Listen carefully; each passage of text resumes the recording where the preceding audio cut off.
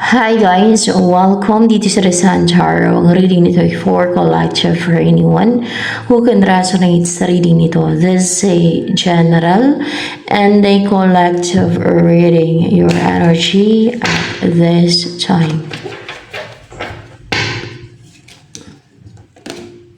Wow, Ace of Swords, malinaw yung isipan mo, klaro.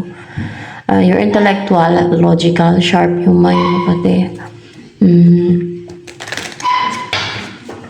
Walang blockage sa isipan mo. Maybe sa path mo din. Magsasucceed ka na, magtatagumpay ka sa maumpisan mo kasi clear yung mind mo, alam mo kung anong gagawin mo. Walang mga blockage yan, no? Walang hadlang. Parang ma-vanish yung mga hadlang yan, pag mga ganyan. It will assure you to be victorious, to become victorious and triumphant, or you will succeed. So kung ano man yung mga ipupursu mo, o umpisad mo, o gagawin mo, ganon. It's a sign of victory. You're intellectual person. And ano pang in-embody mo energy? Has to be all I gotta be. Wisdom. You are a wise person. You have a good judgment. Hindi clouded yung judgment mo pagka ganyan. You have a good judgment. Magaling ka mag-judge, no? Lalo na pag hindi clouded yung judgment mo. Lalo na ngayon. Magaling ka mag-judge ng situation ng mga tao. Magaling ka mag-obserba pati. Ibig sabihin, nakaka-acquire ka ng wisdom. Kasi wisdom to eh.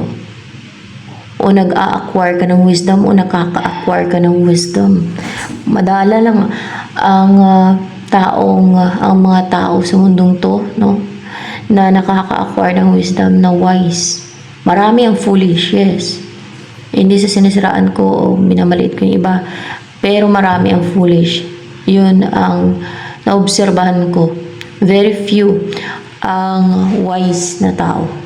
Yung tama yung kanilang judgment, yung tama yung pag-obserba at yung pag-judge nila, no? Sa every situation or people, di ba? Yung iba, mali yung kanilang judgment and they're doing foolishness. Madalang lang, very few lang ang wise talaga. So, you have a wisdom or you have acquired wisdom or nag-acquire ka pa until now ng mga wisdom. That's why you are wise kasi may wisdom dito. Ayan.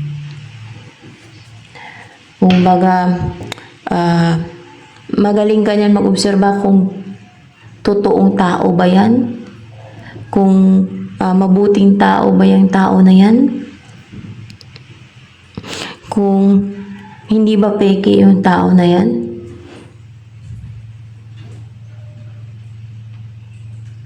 Ganun. O kung ano pang mga maobserbahan mo, no? And you can acquire wisdom. Ano pa ang energy mo yon? Wise talaga guys, no? Kahit na parang nakapiring yung mata mo. O, parang nakapiring yung mga mata mo. Para bang you're here on earth na para kang anghel, no? Na binaba dito sa lupa. Ganon. Tapos parang nakapiring yung mata mo. Parang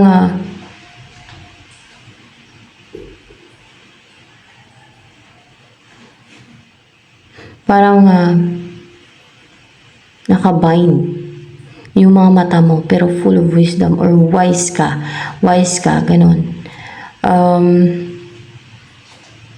Kung meron mga naka-cover sa pagkatao mo, sa personality mo, tinanggal mo yun. Pinakita mo yung ikaw, no? Na nakapiring pala yung mata mo. Na parang may nakatakip sa mga mata mo. Kung kaya ba,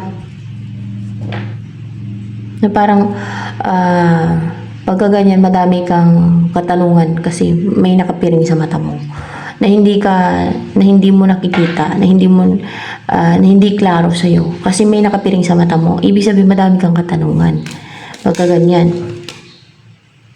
Nalaman mo na nga yung mga katanungan na yan. Alam mo na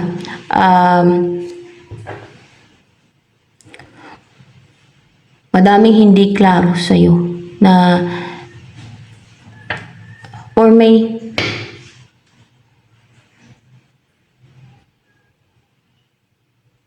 may nakapiring sa mata mo talaga eh. Yun ang dyan, may nakapiring sa mata mo na pinakita mo na parang nakapiring yung mata mo. Hindi yung judgment mo ang clouded kundi yung mga nakikita mo ay ano ba tong nakapiring na to? For more clarification, ano ba yung nakapiring sa mata mo na yan? Ano ba yan? Feminine, masculine. Yung wala kang alam kung gaano ka strong and powerful. Hindi. Wala kang alam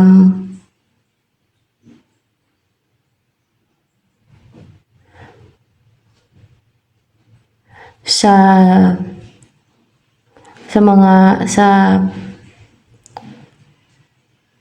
mga pinagdadaanan mo na parang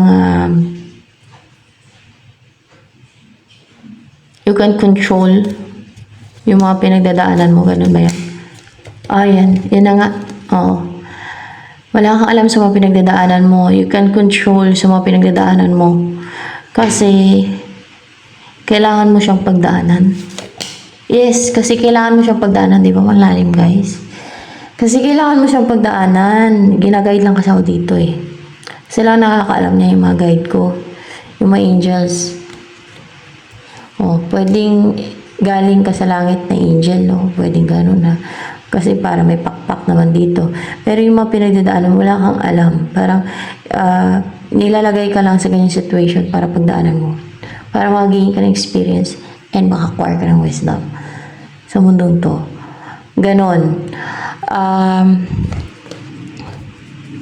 Angel ka ba na pinadala dito sa lupa? Yes, pinadala ka ng God dito sa lupa na angel. Angel daw. Kasi angel dito yun. Diba? Wow.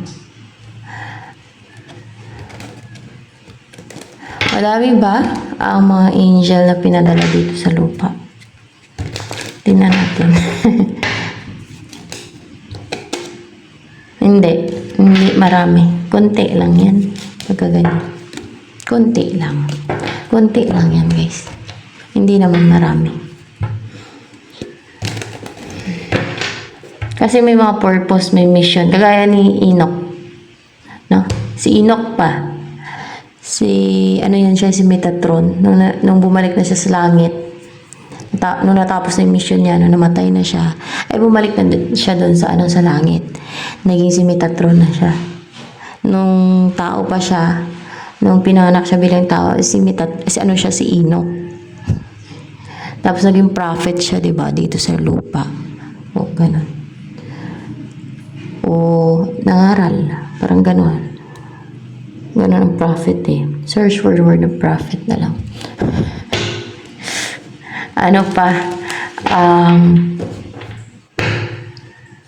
Pero wala siyang alam, guys, na sa langit pala siya galing nung hindi pa siya aware, nung hindi pa siya dinala dun sa langit ng angel. Yung sa vision niya yun, dinala siya sa vision niya, sa vision niya, okay?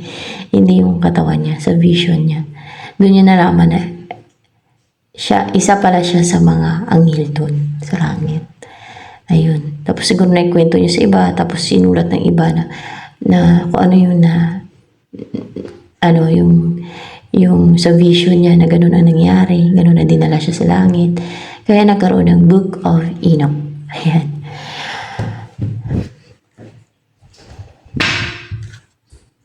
Kadalasan ng mga anghel na nagiging prophet, no? Pero be aware na hindi po lahat yung mga pinadala dito ng mga anghel na nagkatawang tao na pinanganak bilang tao dito. Yan yung mga earth angel. Kung tawagin, di ba, earth angel. Kasi galing sa langit yung pinadala dito, pinanganak bilang tao. Dahil may misyon. Kadalasan, nagiging prophet sila, guys. Nagiging prophet. Alam niyo yung prophet. Search for the word na prophet. Common na yun eh. Para mas malaliman yung pagkaintindi niyo sa prophet. Ayan. Pero be aware na may mga false prophet din. Which is sugo naman yan ng kadiliman. Na mag-pretend sila na they are real prophet na sinent ng God. Pero sa kadiliman pala sila. Para ma-mislead yung mga tao. Okay? So, ganun.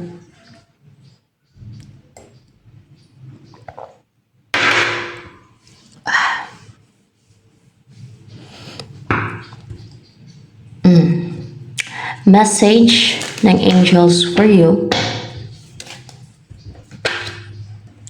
Ay, angels pa yung nagagay dito. Hindi ko na itanong. Bakit? Angels ba ngayon dito ang nagagay? Hindi. Hindi, guys. God ba dito ngayon ang nagagay? Hindi. Si Jesus Christ ba dito ngayon ang nagagay? Si Jesus Christ daw. Wow. Si Jesus Christ daw. Ano ang message sa'yo ni Jesus Christ na lang? Mukhang kailangan mo din ng, pero may mga angels naman dito, yung nagka-guide nga lang, no? Emotional healing. As your heart heals of all emotional pain, you receive new blessings and love. Oh, ano naman ang message sa'yo ni Jesus Christ? Whom do you need to forgive? Sino ba daw ang dapat mong patawarin? As you release old anger and resentment, you will find that your wishes will come true. Sino ba daw ang dapat mong patawarin? Pag na-release mo daw yung old anger at resentment, makikita mo na yung mga wishes mo ay magkatotoo. Yung iba, ang dali magpatawad. Yung iba naman, matagal, mahirap, no? Lalo kung matinding ginawa sa kanila na injustice at unfair, di ba? Yung iba nga ang hirap magpatawad na sila naman ang may kasalanan, o di ba? Baliktad. Yung sila na nang-agrabyado, sila nag-umpisa, tapos sila ang parang biktima na agrabyado talaga, o di ba? Ang galing. Yun ang mga kadalasan na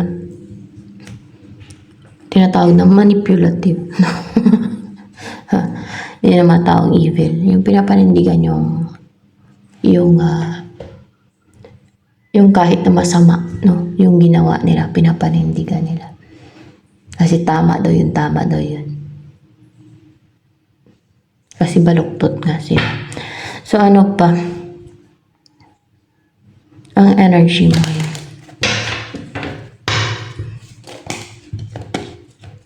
Love, o diba? Ganun ang mga earth angel. Nag-embody ng love. Busilak ang puso. Kaya nga parang nilagay ka dito sa mundong to na parang wala kang alam sa mga pinagdadaanan mo. Nilalagay ka sa isang situation na kahit ayaw mo naman kasi kailangan mo pagdaanan yan. Kailangan mo ma-experience. Pero sa mga tao, yung origin, hindi naman kailangan na ganun ang kanilang pagdaanan. Sa mga earth angel lang, sa mga may mission lang dito sa mundo ito. O sa mga galing sa langit, mga earth angel, ganyan. Kasi may mission. Ano yung isa sa mission mo dito sa mundong to? Mag-acquire ng wisdom dito sa mundong to. Oo, ang mag-acquire ng wisdom habang you're in a journey sa mundong to. 'Di ba? Habang yung journey mo na yan, yung mga pinagdadaanan mo na yan, ay kahit hindi mo gusto yan talagang ilalagay ka sa situation na yan. Pagdaanin ka dyan para maka-gain ka ng wisdom. Ganun yun. Ganun pag mga may mission, guys. Ganun talaga yun. Ano ang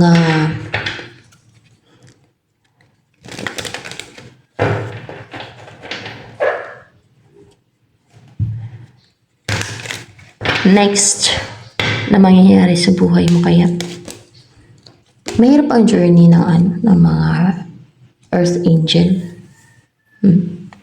Baka isa ka sa chosen one o mga pinadala dito ba? Ace of Cups.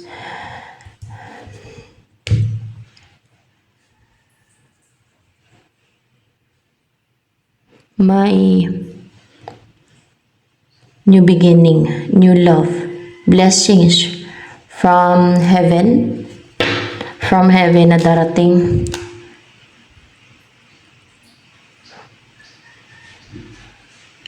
Hindi from heaven, kundi from celestial beings.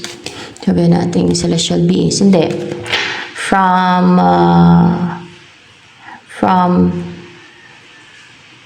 It's a blessing from God. Tingnan natin. Pwede. O from Jesus Christ. Jesus Christ. Jesus Christ, may blessing ka from Jesus Christ na darating. Pwedeng new love ito, or kung ano ang blessing to, basta may darating na blessing daw. Or new relationship, ganyan. New love Or Holy Spirit to, yung papasok sa'yo pati, Holy Spirit din. Hindi. Tingin ko may Holy Spirit ka na, kasi you're wise, Meron na bang Holy Spirit sa katawan mo? Meron na.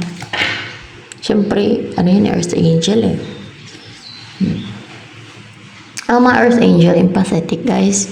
Kahit sa mga hayop yan, parang naramdaman nila yung pagdurusa ng hayop o gusto nilang malaya din yung mga hayop. Yung gano'n, ayaw nila nang nagdurusa o nahirapan yung mga hayop, mahabagin pag nakita nila nagugutom yung mga hayop o yung kapwa-tao nila. Bibigyan nila ng pagkain pag mayroon silang pagkain. Ganun yun, mahabagin, maawain, empathetic. Kadalasan, lahat ng mga Earth Angel ay mga maawain, mahabagin, matulungin yan. Ganun yun. Kaya kung manotice mo, kaya busilak yung puso, kung manotice mo sa sarili mo, maawain ka. Hindi sa mga evildoer, kundi sa mga victim, Pero yung maawain, maawa ka pa sa mga evil na biktima na lang gumawa pa ng masama sa iba, na gusto mo pa silang wag maparusahan kasi kawawa naman, ay hindi ganun ang Earth Angel. Fair ang mga Earth Angel, na gusto yun ng mga Earth Angel na mabigyan ng hustisya ang ginawa sa iba na injustice ng mga masasama at evil. So yan. Kasi may ganun ang mga tao, may wisdom. Sa mga taong foolish, gusto nila i-consider, at sa mga taong hindi Earth Angel, gusto nila i-consider, i-tolerate yung masama at mga evil na gawain ng ibang tao sa kapwa nila.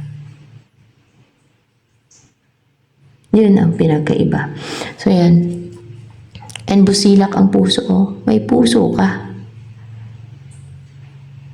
Minsan siguro gusto pa i-take advantage ng iba yan, yung pagiging kind mo. O minsan may pagka-inosente ka kasi nakapiring yung mata mo, parang nilagay ka dito sa mundo na nakapiring yung mata mo. Kagaya kay Enoch. Hindi siya dinala doon through sa vision niya, sa langit ng mga angel din. Hindi niya alam. Hindi niya alam na isa din pala siya sa mga angel doon. O, diba?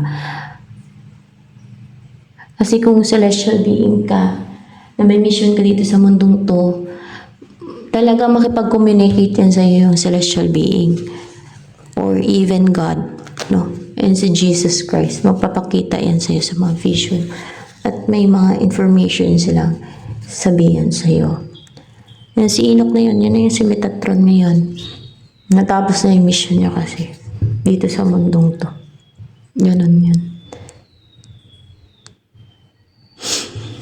Kadalasan nagiging prophet o prophets yung mga hindi false prophet kundi totoong prophet kasi guided yun sila ng mga angels, na mga kasama niyang angels. Ganyan.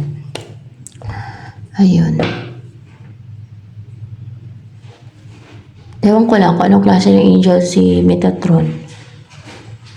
Baka siya, archangel. Pero daw yan siya mataas yung posisyon niya dun sa langit. Si Metatron. Siya yung may hawak ng Book of Life. Akashic Record. Yan ata Book of Life. Kaya siya nakakaalam ng kung ilang percent nandun sa Garden of Eden kasi doon yun nilalagay. Yung mga souls na mga righteous. Kaya nga sabi ni Jesus Christ, a very few lang, yun nakasumpong ng path papunta sa langit at narrow yun. Kaya 5% lang daw, sabi ni Angel Metatron na nag-guide dito sa akin. Ilang beses, 5% lang talaga. Kahit yung God, pag tinatanong ko, 5% lang talaga nandun. The rest ay siguro sa purgatory, no? Kinikleanse or nililinis o basta, pinapurify. Yun yung mga nag-aantay guys, yung nasa purgatory. Nag-aantay sila ng Day of the Judgment para kung masave ba sila o hindi. Kung sino masave sa kanila at hindi. Yung iba ay nasa impyerno yan. At mukhang 40% ang nasa impyerno. 40% yun ang alam ko. 40% nasa impyerno. Diba? Very konti yun nandun sa langit. Yun ang totoo Alam lang sabihin ko, 90% nasa langit. Hindi yan ang totoo. Hindi yun ang sinasabi nila dito. Yung guide nila, hindi. 5% lang. Diba? Napakakunti. Kasi yun lang talaga ang righteous Pero it doesn't matter, diba? Kung sa purgatory, wag lang sa impyerno. Kasi ang importante masave. Kasi na magdusa ka na sa impyerno, di ba? Malala na sa impyerno, matindi. Kung gaano kahirap yung buhay dito sa mundong to, ng mga naghihirap dito sa mundong to, 1 million times siguro ang mas danasin ng mga taong nandun, no? Ang mga dinadanas ng mga taong nandun sa impyerno.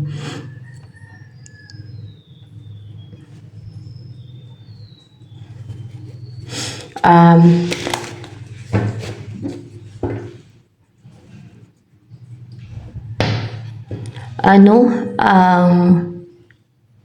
message ng God sa'yo. Kaya wala tayong karapatan na husgahan yung mga pinagdaanan ng iba. Kunwari yung mga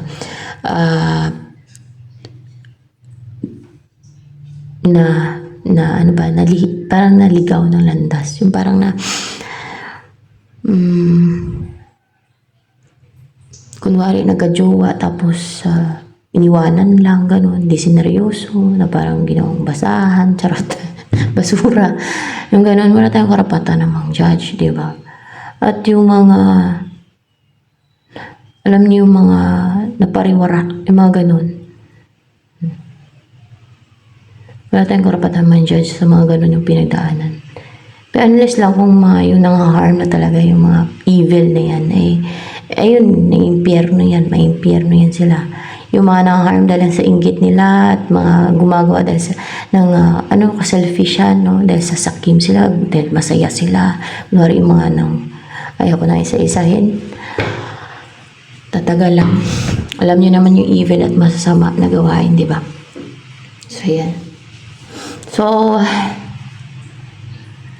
yung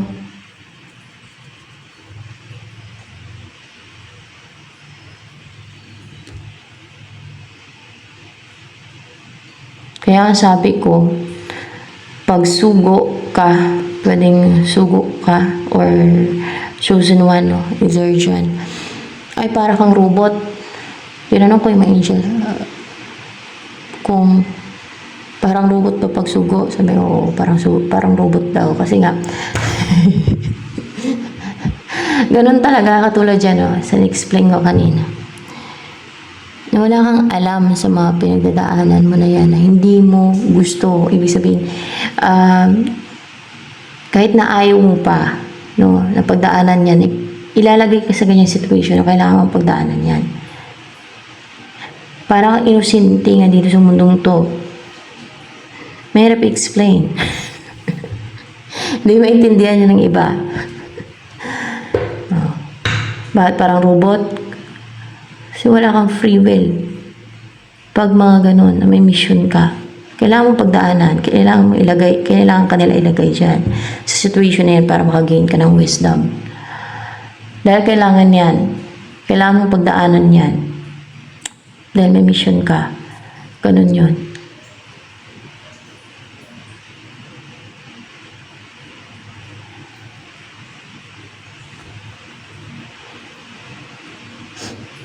So, ganun.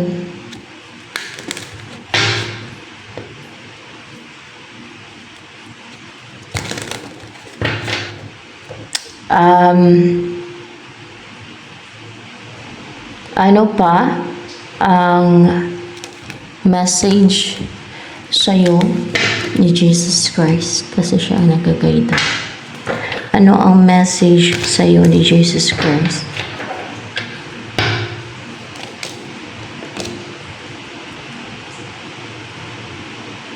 Magkakaroon daw ng stability, marriage po ba? Marriage, a long-term relationship, a committed relationship.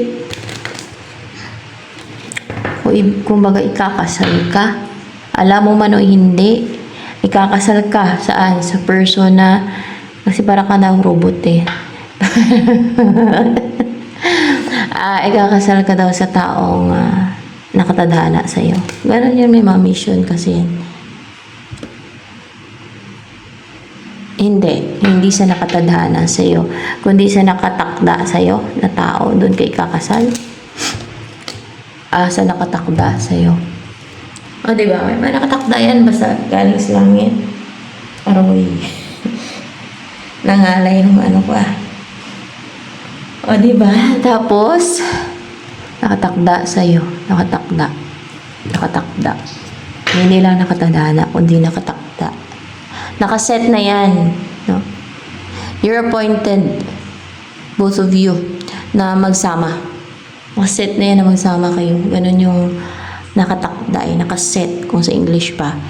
You're appointed, both of you, na magsama kayong dalawa. Iba yung nakatadhana. Destiny yung nakatadhana. Pero okay lang yan. Pag mga ganun. Kasi may mission kasi. Yun ang dahilan kung bakit pinadala. Dahil sa mission. Diba? Wait yung kamay ko, guys. Sino yung person na yan na nakatakda sa'yo na mapapangasawa mo? Sino yan siya? The devil? Oh my gosh, the devil.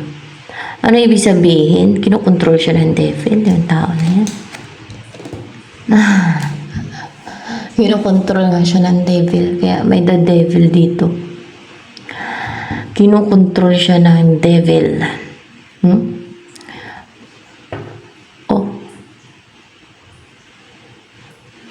Para hindi kayo magsama, pinag-separate kayong dalawa?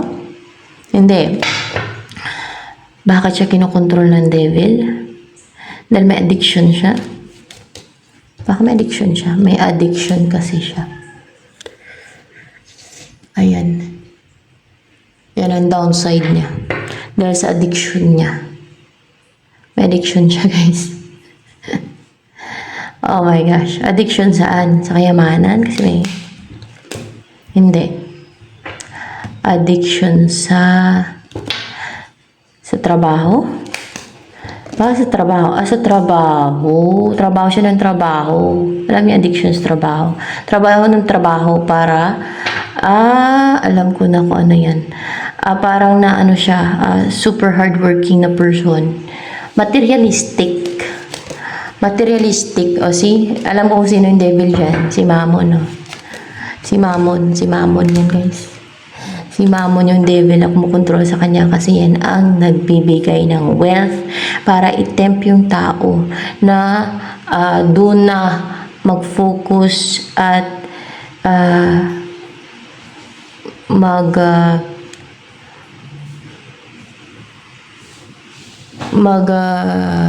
tawag dito, yung i-focus yung attention nila sa wealth, money, kayamanan. Ayan. Parang yun na yung juice nila, kayamanan, money. Yun na yung pinagtutuunan nila ng pansin. No, sinusubsob nila yung sarili nila sa trabaho para magkaroon ng wealth, money, ng parami ng parami. Yung alam niyo yung parang walang kakontentuhan. Ayan, may devil yan, yung ganyan tao. See?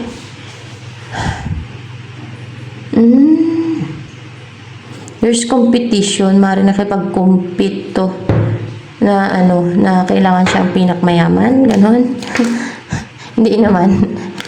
Na parang there's competition na palagi siyang nasa competition para lang kumita ng pera, wealth.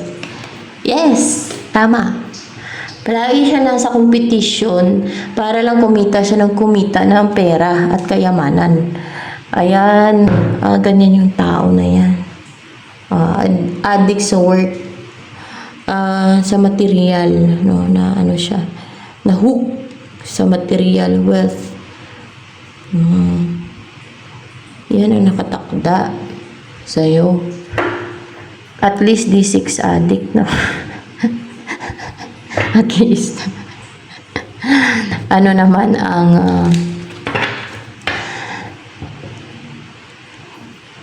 tatanggalin mo po ba yan, Lord Jesus Christ, yung si Mammon o yung devil yun sa nakatakdang person sa kanya? Hindi. Ano yun? Kailangan na piliin ng person niya na nakatakda sa kanya yung ma-unite sila. Ganon? Hindi. Kailangan niya mamili. Kailangan niyang kailangan niya mamili. Kailangan niya mamili. At dahil sa nakatakda naman yan, ay mangyayari yan. Yung nakatakda na yan. Kasi nakatakda na talaga yan.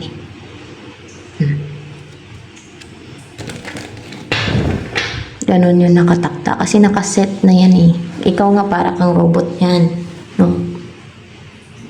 Kunwari, ayaw mo naman makarelasyon o pagdaanan yung isang situation o makarelasyon yung isang tao. Kaso kailangan mo makarelasyon yan. Talagang gagawa ng paraan yung mga celestial beings para makarelasyon mo yan. Makatuloy mo man o hindi. Para maka-acquire ka ng wisdom. Sa naging relasyon ninyo. Ganon. Toxic man or ganun guys. Oh my gosh, di ba? Ganun yun. Unlike sa mga tao ang origin, they're free, di ba? Free lang mga tao. Hindi ka nga tao eh.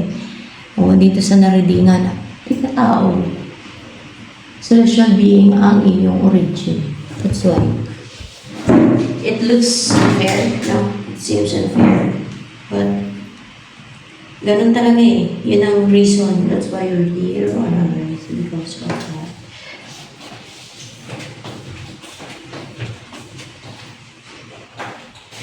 Dahil sa nakatakla sa iyo at sa mission mo. So, ganun naman ang mga celestial beings na naging tao dito. Na may mga mission. May nakatakda yan. Amen. Sa akin yun, na-reveal na ng God kung sino ako eh. Na hindi tao ang aking origin. Sa inyo yan, pagka i-reveal na sa inyo ng God, pati angels, si Jesus Christ, Pag hindi taong origin ninyo. Lalo sa vision, magpapakita yan sila. Kung meron pating gift na binigay sa inyo, o may ganun kayong kakayanan, kasi gagamitin nyo yan sa mission nyo eh. Kaya bibigyan kayo ng mga ganun.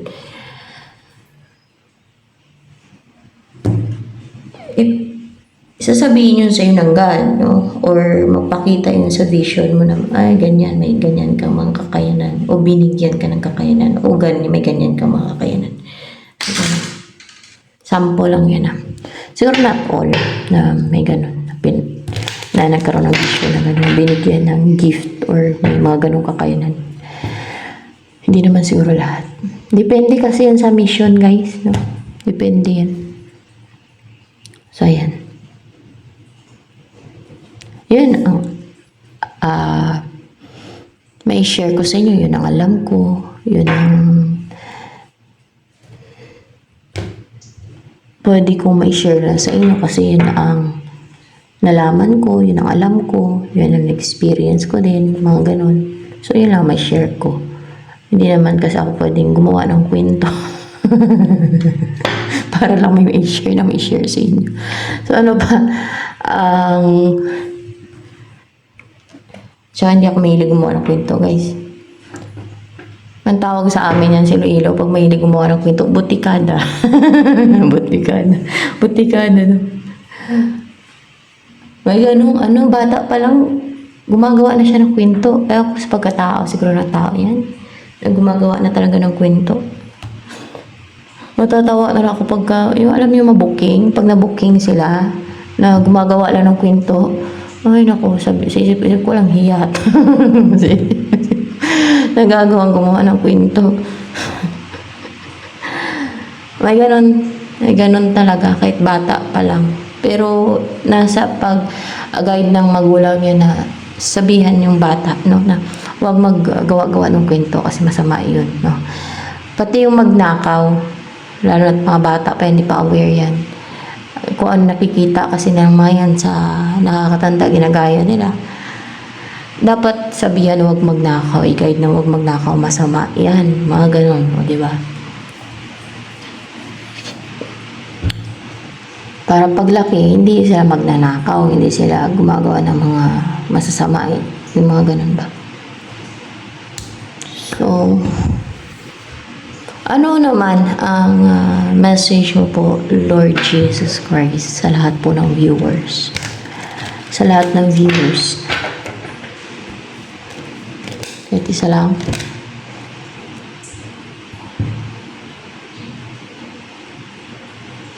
May alam na kayo. Or else, may alam na kayo. Madami kasi yun. May alam na kayo daw. See? May alam na daw kayo. Saan? Sa pagkatao ko? Charot. O sa pagkatao ko? Sa akin. Kasi diba sinabi ko sa inyo. Alaman saan? Saan ba? Saan ba may isip ko? Pagkatao. Ano pa? Parang sa kanila na sa mga viewers. Huwag maging possessive or gahaman. Huwag maging gahaman. Huwag maging gahaman. Lalo na spiritually. Hindi spiritually. Basta wag maging gahaman na ginagamit nila yung spiritual para makuha. Gusto nila kunin kung ano yung sa iba. Ganun. Ginagamit yung spiritual. Alam yung mga spiritual, mga witchcraft. Para makuha nila yung sa iba. Ganun yung ginagawa ng ibang viewers siguro dito. Gumagawa ng mga spiritual para makuha nila kung ano yung gusto nila sa iba na gusto nilang kunin. Gahaman. So, wag daw maging gahaman. So, kilalan nyo na daw ang pagkatao ko pati kung ano ako.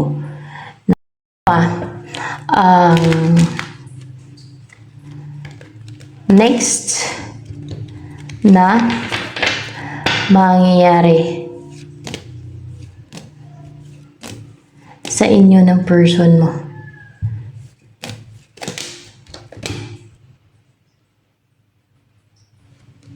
Bubuo kayo ng pamilya. Ayan.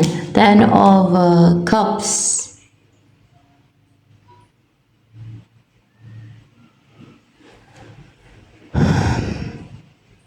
Upright ba to? 10 of in reverse. Mawawala na yung mga painful, yung mga masasakit na pinagdaanan mo ninyo, makarecover na kayo, magkaroon na ng new beginning sa inyo, pwede din. Yung mag-forgive nyo ng isa't isa, pwede din. Or yung magawa nyo na makapag-forgive at mawala na yung pain. No? Pain. And Two of Wands. May pupunta. Person mo pupunta sa'yo. Oh, siya ang pupunta sa'yo. Siya daw pupunta sa'yo. Hindi na siya maging defensive. Maring ngayon guarded pa to. Dahil nafo-focus pa siya sa, o nakataas yung wall niya, sa money, material. Person mong pupunta sa'yo, pupuntahan ka niyan, hindi na siya maging defensive pa. Hindi niya na i-resist yung connection niya. Kasi nakatakda naman talaga yan. Nakaset na yan. You're both appointed, no? Na may unite kayong dalawa. Kasi may mission kayo niyan eh. Ganun yun. Kasama sa mission niyo. Kaya sabi ko parang robot yan. Pag mga parang ka naging robot. Pag mayroon kang mga mission o pag ganyan, pag ganyan ka, no? Pagka, kunwari ay may mission ka or may nakatakda sa'yo kasi gano'n nga talaga yun eh. So, yan. Ang buhay naman dito sa mundong to ay dumadaan lang naman tayo dito sa mundong to eh, no? So, depende sa gawa ng tao, no? Kung taong origin. Ang taong origin ay may pupuntahan talaga ang kaluluwa. Unlike sa hindi taong origin at celestial being origin, ay babalik yan sila dun sa ano. Kilala ng God yung mga yan eh. Kaso lang may mga pinagdadaanan sila na hindi naman sila ang may control yan, kundi celestial being na nilalagay sila sa isang situation na mas lalo silang titibay, makagain ng wisdom, mga ganun, basta ganun. Unlike sa sa mga taong origin na ang taong origin may free will kasi yan eh.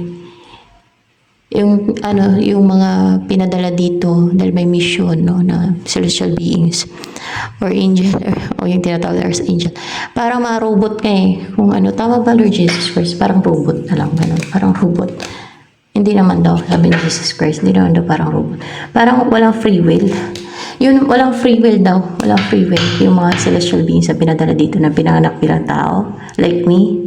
Oh, like this na sa taong nirindingan na din na to. Walang walang free will nga. Unlike sa mga tao may free will. So, ganun. Yun. So, yan guys. Pupuntahan ka nito. Yun ang pinagkaiba. Kaya hindi talaga madali. At pati yung pag-adjust sa ibang tao kahit bata pa. Ayaw nilang maging kasi ang tao talaga may pagkakaning na talaga, manipulative na kontrabida, charot. Diba? Ayaw nilang isama ka sa circle of friends nila. Parang kaya mas gusto mo na mag-isa ka kasi ayaw ka namang pagbata, kahit bata ka pa. Parang they will treat you na you're different kasi different ka naman talaga eh. Galing ka sa langit pagka ganyan. Oh, dahil yun ang na-experience ko. Bata pa lang ako noon. Kaya yan ang naikikwento ko sa inyo. Yan ang nasi-share ko. Lalo at ganyan ang naradingan ditong energy. So yan, para alam nyo, di ba? So yan guys. Kaya pag nakita niyo yung isang bata o isang na ayaw sa kanya ng marami, ayaw siyang isali sa circle of friends nila, palaging aloof na lang siya, ganun. Ayaw sa kanya, na parang ayaw siyang maging kaibigan, ayaw siyang isali sa circle of friends. Umiiral yung pagkakontrabida ng bata na yun dun sa isang bata na yun. Yan, kadalasan mga ano yan, chosen one or pwedeng sugo. Basta mga ano yan sila, mga earth angel. Yung mga ayaw sa kanila ng maraming kabataan. Ayaw sa kanila ng marami. Parang they're not belong ba? Ganun. Yan po yun. Ha? So yan. Kahit saan, you can search that, no, kung ano yung mga signs, no, na earth angel ka or ano, may mga signs yan. Yun talaga, yun ang alam ko, yun ang mga experience ko. At i-reveal nga sa iyo tulad kay Enoch, diba? Sa akin, i-reveal nga sa iyo ng ganyan, ng angels, kung hindi tao rigid mo. Ganun. So, ayan.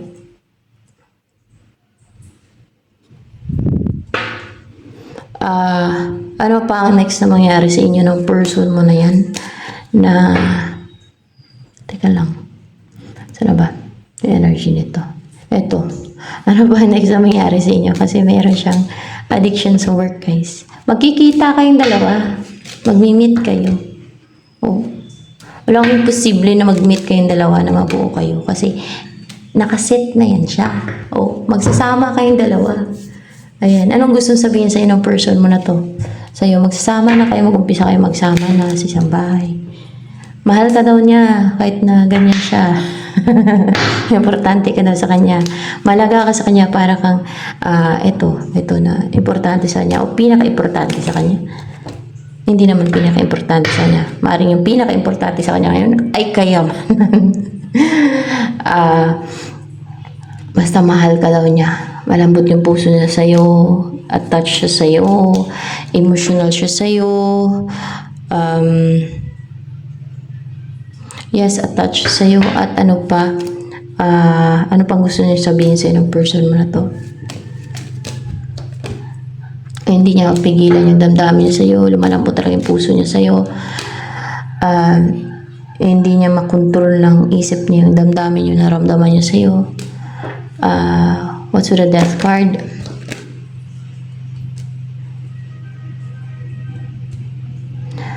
Nahirapan siya, nasasaktan, naguguluhan dahil gustong-gusto ka niya. Dahil gustong-gusto ka niya, gustong-gusto niyang magkaroon na ng alignment sa inyo. At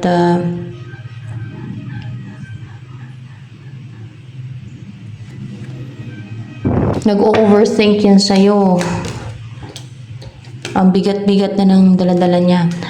Gusto niya na makarecover from being na left out in the cold or na abandon. Ayaw niya na mag-suffer pa. O, yung nagsasuffer siya. Kasi gustong-gusto ka na niyang makasama. At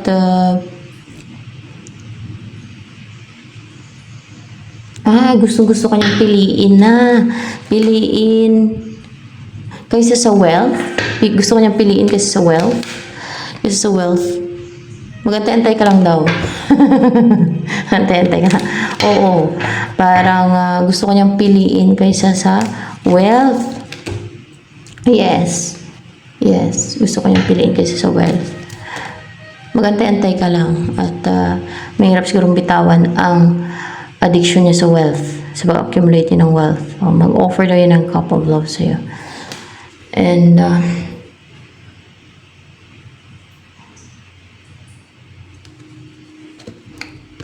ito pa lang pa to eh. Ano ba yan? Upright ba yung strength na yan? Upright yan siya. And you will be together. Kusang lalapit yan sa'yo. So ito na lang guys for collector verdict.